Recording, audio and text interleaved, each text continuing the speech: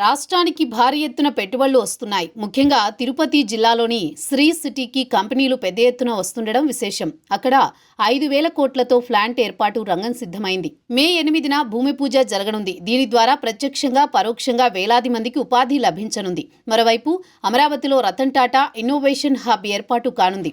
ఇందుకు సంబంధించి రాష్ట్ర ప్రభుత్వం ఉత్తర్వులు జారీ చేసింది. కాగా 5 ప్రాంతీయ హబ్లు ప్రైవేట్ సంస్థలు నిర్వహిస్తాయి. కూటమి అధికారంలోకి వచ్చిన తర్వాత పారిశ్రామిక పెట్టుబడులపై ప్రధానంగా దృష్టి పెట్టింది.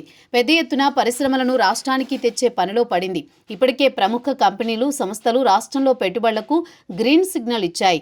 మరికొన్ని కంపెనీలు సంప్రదింపులు జరుపుతున్నాయి. తాజాగా ప్రముఖ సంస్థ ఎల్జీ రాష్ట్రంలో పెట్టుబడులకు గతంలోనే అంగీకారం తెలిపింది. వచ్చే నెలలో భూమి పూజకు సిద్ధమైంది. తిరుపతి జిల్లాలోని శ్రీ సిటీలో ఎల్జీ కంపెనీ తమ ప్లాంట్ను ఏర్పాటు చేయనుంది.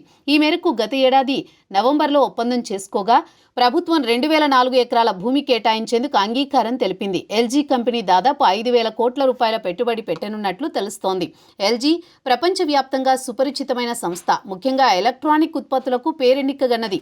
శ్రీ సిటీలో ఏర్పాటు కానున్న ప్లాంట్లో రిఫ్రిజిరేటర్లు, ఏసీలు, వాషింగ్ మిషన్లు, టీవీలు, కంప్రెసర్లను తయారు చేయనున్నారు. ఈ ప్లాంట్ ఏర్పాటుకు దాదాపు 2,000 మందికి ప్రత్యక్ష ఉపాధి దొరకనుంది. పరోక్షంగా వేలాది కుటుంబాలు బతకనున్నాయి. మే 8న తిరుపతి జిల్లాలోని శ్రీ సిటీలో భూమి పూజకు అన్ని ఏర్పాట్లు జరుగుతున్నాయి. ఇప్పటికే శ్రీ సిటీలో భారీగా పరిశ్రమల ఏర్పాటు అవుతున్నాయి. మరోవైపు అమరావతిలో రతన్ టాటా ఇన్నోవేషన్ హబ్ ఏర్పాటుకు రంగం సిద్ధమైంది. అమరావతిలో ప్రధాన హబ్ ఏర్పాటు కానుండగా మరో 5 ప్రాంతీయ హబ్లను సైతం ఏర్పాటు చేయనున్నారు. ఈ హబ్ల నిర్వహణ కోసం ప్రభుత్వం ప్రస్తుతం ఉత్తర్వులు జారీ చేసింది.